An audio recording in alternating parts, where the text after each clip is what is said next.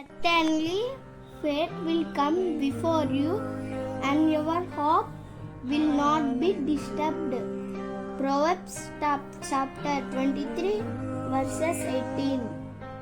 निश्चित रूप से भाग्य आपके सामने आएगा और आपकी आशा नहीं टूटेगी. नीति वचन अध्याय 23 వచన్ 18.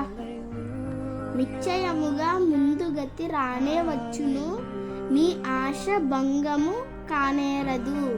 సామెతలు 23వ అధ్యాయము 18. భూమిని ఆకాశమును సృజించిన సర్వశక్తి గల దేవ, మీకే వందనాలు, స్తుతులు, స్తోత్రాలు తండ్రి.